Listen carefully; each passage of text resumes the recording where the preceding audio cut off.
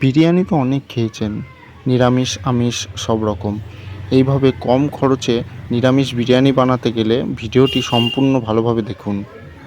বাজার থেকে বাসমতি চাল কিনে এনে সেটা জলে ভালোভাবে ধুয়ে কিছুক্ষণ রেখে দিন। আগেই বলেছিলাম নিরামিষ বিরিয়ানি, তাই পরিমাণ মতো আদা ও পরিমাণ মতো কাঁচা লঙ্কা দিয়ে জল দিয়ে একটা স্মুথ পেস্ট বানিয়ে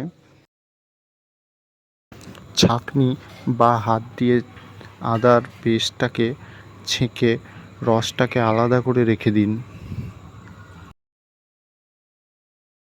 এরপর উনুনে পরিমাণ মতো জল গরম করতে দিয়ে তাতে পরিমাণ মতো ঘি, গোটা গরম মশলা এবং গোলাপ জল, কেওড়া জল, মিঠা আতর দিয়ে ভিজিয়ে রাখা চালগুলোকে দিয়ে পরিমাণ মতো লবণ দিয়ে ঢেকে 70 থেকে 75% অবধি হতে দিন।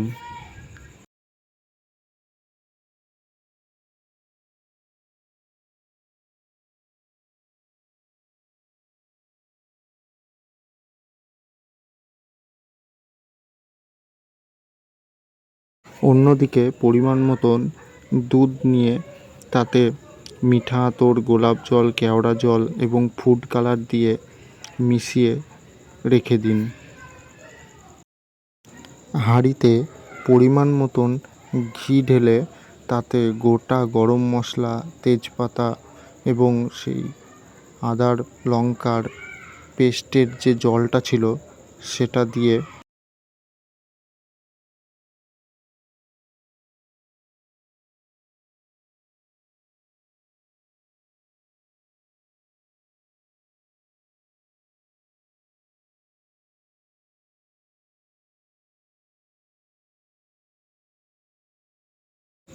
নুন, হলুদ, গোলাপ জল, কেওড়া জল, মিঠা আতর দিয়ে সেদ্ধ করা আলুগুলোকে হাঁড়ির মধ্যে দিয়ে এর ওপরে ওই সেদ্ধ করা চালগুলোকে ছড়িয়ে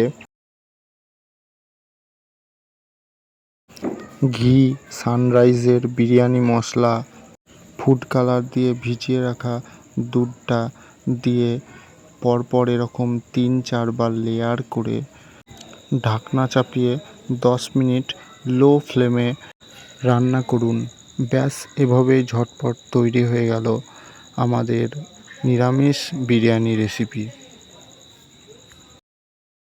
যারা আমিষ বিরিয়ানি করবেন তারা এর মধ্যে আদা এবং কাঁচা লঙ্কার সাথে রসুনের পেস্টটা সবার শেষে পেঁয়াজের বেরেস্তা করে ওপরে ছিটিয়ে দেবেন, তাহলেই আপনাদের আমিষ আলু বিরিয়ানি রেসিপি হয়ে যাবে। ওকে, তাহলে টাটা বন্ধুরা।